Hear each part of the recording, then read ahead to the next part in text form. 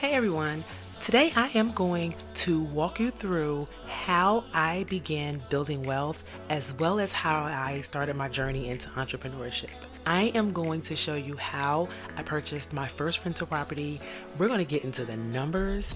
I'm going to show you pictures. You're going to see the work that I put into it.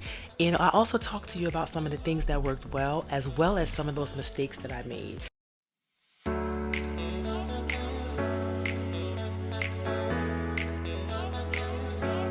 My journey towards building wealth via real estate started about 6 years ago. Years before that, I was an unintentional landlord. I had a property, we were living in it was our primary home, and we wanted to move into a bigger home after we had our daughter, and the math just was not mathing, right? We were not able to get the amount of money that we needed or the amount of money that we owed on it. So we ended up renting it out. And that journey appeared to be a nightmare just because we were not in the right mindset to become landlords, and we just really didn't know what we were in for at the time. So fast forward 2 years later, that is when I began my journey. And the reason I began my journey is because I remember thinking that we only had the single incomes from our jobs at the time. And I remember there was one time that my husband was in between jobs. So there was like a few weeks where he just wasn't getting paid. And I thought to myself, with one income, like, how are we going to get money? And what happens if one of us just can't work? What other income do we have?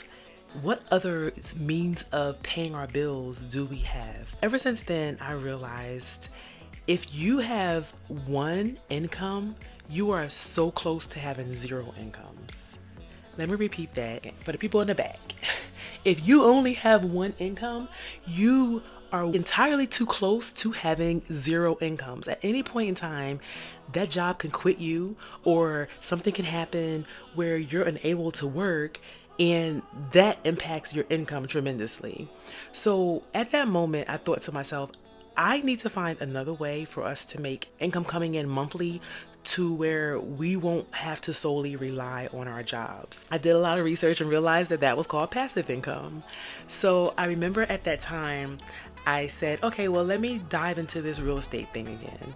And I began looking at houses on the market in the area, not in particularly in the town where I was in. It was a little more pricey, but some towns over, so about 30-45 minutes from where I lived. And I remember looking at these properties, and I found this one particular property which was a foreclosure.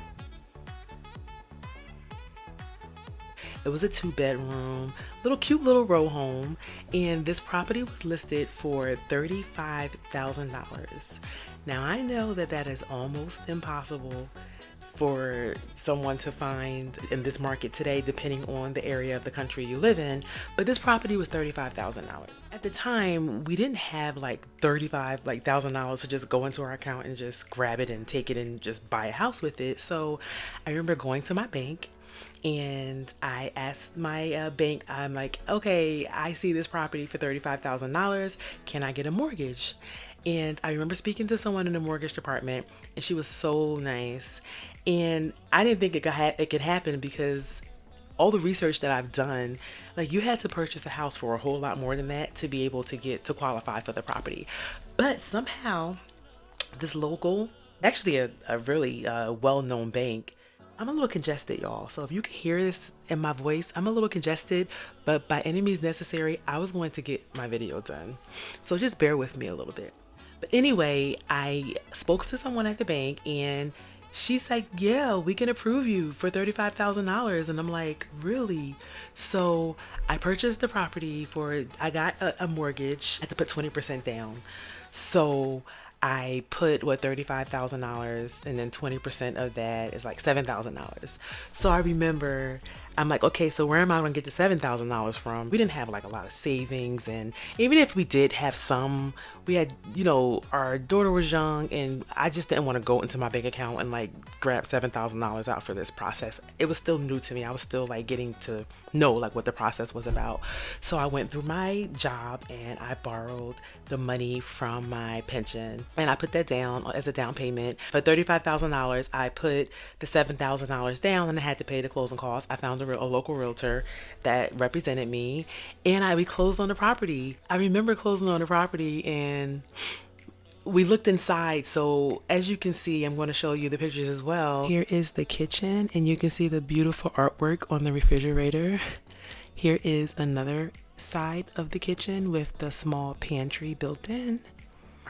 And here is one of the bedrooms. You can see the closet door is broken and carpets are dirty. This is the bathroom, where it definitely needs a new vanity. And here is another angle of the bathroom. So overall, not too bad. This property, it was old, and because it was a foreclosure, the bank had taken care of a lot of things that needed to be done in terms of the roof and the main structural issues. Any of them that were identified, the bank had to take care of them because it was a property that they needed to secure to make sure there would be no other major issues with it. So we looked around and we realized, okay, it needed paint. It was, carpets were dirty, and the kitchen needed some things. You can see the refrigerator had like black spray paint. It was spray painted stars and things like that. But overall, it was not too bad. Looking online, I see all of these gurus out there. I wanted to like hire all these contractors. I'm like, you go in and do this and you go in and do that. And by the time we're done, like, we're going to have this beautiful property that we can just rent out. But we soon realized that no, we just didn't have the funds to do it. So we went in and we did the painting ourselves. There were a few things we needed to replace: the bathroom vanity, and we needed to put appliances. We got a stove, and that refrigerator, I found some white appliance paint, and I cleaned it and scrubbed it down really well, and I sprayed that side of that refrigerator with the white appliance paint, and you can't even tell that it's not a brand new refrigerator. I learned, went online, went on YouTube, found a bunch of videos as to how to spruce the property up. We probably put about a few $1,000s into this property. Here's an update. You can see that the really dirty carpet just needed a really good cleaning. So we got the carpets cleaned throughout the property, including the bedrooms and the stairs. Here you can see the stairs that are dirty, and then what a good professional cleaning did for it. And you can also see the updated paint. Here's the kitchen, and you can see that beautiful bright white refrigerator. Here is another side of the kitchen with the new stove. And here you can see the other angle where you can put a few bar stools in there. We actually purchased a washer and dryer. Probably won't do that again. Here you can see we attached the closet doors. We actually got new closet doors put on. Here you can see that we put a new vanity in the bathroom, and we spruced up the front. We repainted the steps to make it look nice and pretty for our new tenants. I remember putting it on the market. I listed it. I, did some research. I listed the property, and we found the tenant. At that time, our mortgage payment was about maybe $350. It was the mortgage, principal, insurance, principal, interest, taxes, and insurance. That's called a pity payment. Our total payment was about $345, somewhere around there. And I remember finding a tenant, and we got a wonderful couple with a little baby, and they rented it out, and we listed it for $1,000. So they moved in, and I remember thinking to myself, wow, we are profiting like almost $700 on this. What if we could do this over and over and over again? Now, I know we put money aside for incidents and things like that, but we cash flowed probably well over $500 something on this 2-bedroom property, which didn't need much work at all. With an additional $500 something a month that's just coming into my account every month, where I don't have to do any work because it was taking care of itself. for the most part, what if I could get multiple properties and do this? So that's exactly what I did. Several months later, probably around the next year, I did the same thing. There was a property around the corner, and I looked at it, and that property was really inexpensive as well. I think that property was already done. Somebody had purchased it, and they already did the work in it. And I purchased that property for, I think, like $63,000 or something like that. And again, my mortgage payment was like a little under 500. I purchased that property with the tenant that had just moved in, and that tenant was paying me almost 1,300, like 12 something. So since then I've purchased several more. I've had to do a lot more work on some of them.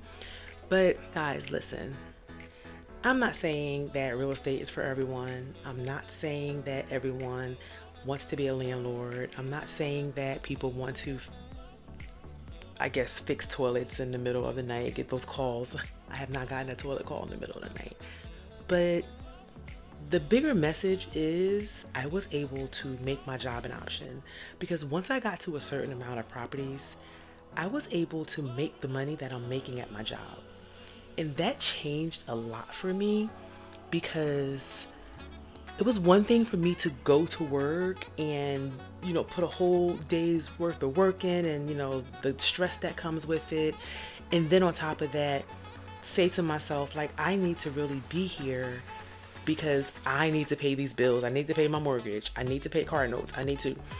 But it just does something to you mentally when you're going to work, but you know that at any moment you can get up and be like, peace, I'm out of here, because I don't really need this money. I already have it just does something to you mentally. It changes a lot when you are working because you really want to be there. It's an option. When I say that, making your 9 to 5 an option, I truly mean that getting yourself to a point where financially you don't need a job, and if a job quits you, you're okay either way financially. It's that financial freedom that we're after. It's about the time freedom for me, because I don't plan on being at my job forever. I want to be able to travel as I please, do as I please, go anywhere I want, eat at the best restaurants, and just spend time with my family and have these memorable events and moments in my life that happen without money being a barrier. That is my goal, and I encourage anyone, whether it's real estate, whether it's business, anything that you could do to create an additional income so that your job is not the only source of income for you, I highly encourage you to do it. If it is real estate, that is something that you can easily learn to do. There are several ways that you can invest in real estate without actually having to be hands-on doing the work. If you go back a few videos, I spoke to you about investing in real estate without having to do any work. This video is technically about me doing some of the work. And I know that someone is going to say, well, the market is not the way it was years ago. And I totally understand that, and I agree, the market is not where it was years ago. But listen, people still out there buying. All these people out here developing. There are people out there building houses. There are people out there flipping houses, buying them, renting them out. Real estate is still in high demand. So there is a way, as long as the numbers work, there is a way for you to get your foot in the door. You just have to be creative. There are so many ways that you can get into it where you can create an additional income. And on top of that, this real estate for me and these investment properties for me did not just provide the benefit of the additional income per month. There are so many other benefits that real estate provides to me in terms of taxes, depreciation, I have appreciation on the properties. I'm able to now mask a large part of my full-time income because I'm able to write off my real estate, write off the things that I do in my real estate, any enhancements that I do to my properties. Every time I drive to my property, it's a business for me. So anytime I go to Home Depot, anytime I'm driving to my properties, anytime I'm discussing anything, it's part of a business. I get to write off a part of my home office. There are so many benefits that I get from investing in real estate besides that monthly cash flow. That monthly cash flow is a huge bonus, but there are so many other benefits that you have for owning real estate. And even if it's not real estate, if it's a business, there are so many benefits that you have in ownership. I think that is the main goal, ownership. You want to own something. And I know there are people out there saying it's okay to rent and all of that. And it is, like, right? It really is okay to rent. However, I do believe that ownership is key. And a lot of the people out there, the wealthy people and the millionaires and billionaires out there that are telling people that they should rent their primary home, you're not 100% wrong. They may be renting their primary home, but they own something. I promise you, 99.9% of the millionaires and billionaires out there that we know have some type of investment in real estate. And that is partially how they're building their wealth. If there's anything that you should take from today's video, it is to create ownership in something, create wealth. I can do another whole video on the benefit of building wealth and building wealth generationally. My daughter won't have to worry about college. She won't have to worry about some of the things that I had to worry about as a child. A lot of these things were not left to me. I had to start from scratch and figure it out myself. But just because we were that way does not mean that our children need to be that way. We always want our children to be a step or two or three or four ahead of where we were. And that is my goal in life, to make my daughter, have her learn and grow and invest her money so that when she graduates college, if she decides to go to college, she won't have to take some job just to make money. Employment is going to be an option for her. She can start a business. She can invest in real estate. She can do whatever it is that she wants to do, and she's going to do it because she loves to do it and she has a passion to do it, not because she needs to pay her rent or her mortgage and she needs to, make sure that she has money for her bills. I hope you guys enjoyed my video. If you are a real estate investor, tell me what was the first property that you invested in. Thanks again for watching, and I will see you next time. Bye.